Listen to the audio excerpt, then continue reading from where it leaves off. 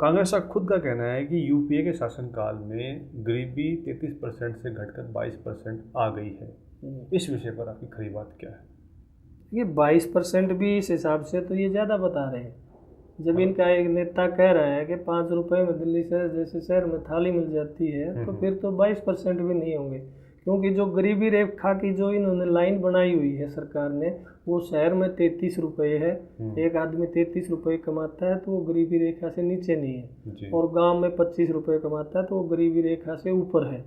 तो 33 रुपये कमाने वाला 5 रुपये में एक टाइम का खाना खा लेता है, तो समझिए 2 टाइम 10 रुपये हो गए, तो 23 रुपये तो फिर भी बचते रह गए। उसमें वो अपने बच्चों में पढ़ाई भी कर सकता है, हरी बीमारी में भी देख सकता है। यानी कि ये गरीब भी नहीं ख़त्म कर रहे हैं, गरीबों को ही ख़त्म कर रहे हैं एक तरह से, कि कोई गरीब ही नहीं रहेगा। अब ये इनको ऐसे कहने की ज़रूरत क्या पड़ रही है?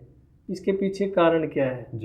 इसके पीछे सबसे बड़ा कारण ये है कि यूपीए 1 में, यूपीए की शासन में लोग थोड़े खुश थे, अच्छा मानते थे, और तभी इसको रिपीट किया था लोगों ने। उम्मीद थी और इसी करके थोड़ी कांग्रेस की सीटें भी बढ़ के आई थी। इसमें नो डाउट के पिछले इस बार में मनमोहन सिंह ने अच्छा काम किया था। जब से यूपीए 2 बनी है, फिर इसमें इतने घोटाले उजागर हुए हैं कि लाखों के नहीं, करोड़ों लाखों के 2G घोटाला, कोलगेट घोटाला, कई घोटाले हुए हैं। तो वो हो गए। दूसरे, महंगाई कई गुना बढ़ गई। दोनों मोर्चों पे यूपीए फेल हो रही थी, फेल रही थी। इलेक्शन ऊपर आ रहा है, फिर वो चोट दूसरी एक और पड़ गई यूपीए पे, जिसका जवाब देना इसको मुश्किल हो रहा है कि बीजेपी ने एक ऐसे आदमी को अपना प्राइम मिनिस्टर कैंडिडेट घोषित तो नहीं किया, लेकिन वो समझा जा रहा है कि वही होगा। वो मोदी को लेकर आ गए। मोदी को बेशक कोई ये इल्ज़ाम लगाए कि वो कम्युनल है, लेकिन एक चीज़ से कोई इनकार नहीं कर सकता कि वो विकास पुरुष है। विकास के नाम पे उनकी हर कोई मानता है, और बीजेपी भी मजबूर होकर अपने इतने सीनियर लीडरों को दरकिनार करके उसको सेंटर में लेके आई है। अडवाणी बैठे हैं, सुषमा स्वराज बैठी हैं, मोदी से ये बहुत सीनियर है।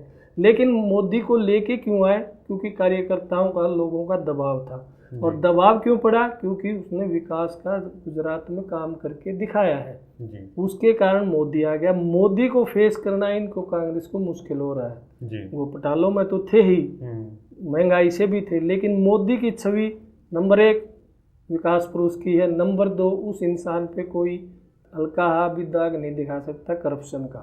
आज तक उन पे 12 साल हो गए सीएम बने, कोई भी उन पे करप्शन नहीं लगा सका है। तो उससे फेस करने के लिए अब कांग्रेस से अलग अलग तरीके ढूंढ रही है।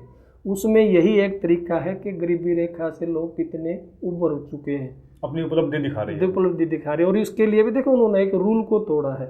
एक एजेंसी है जो ये 5 साल में सर्वे करती है कि गरीबी रेखा से कितने लोग ऊपर आ गए या नीचे चले गए। वो 5 साल में अपना सर्वे करती है, जैसे 10 साल में अपने यहाँ लोगों की गिनती होती है, जनसंख्या गिनती होती है। उससे 2 साल पहले इन्होंने, वो 2015 में ये सर्वे होना था, 2 साल पहले सर्वे कराया। अब जो कह के सर्वे कराया वो कैसा आएगा, वो सरकार की अपनी मर्जी होती है।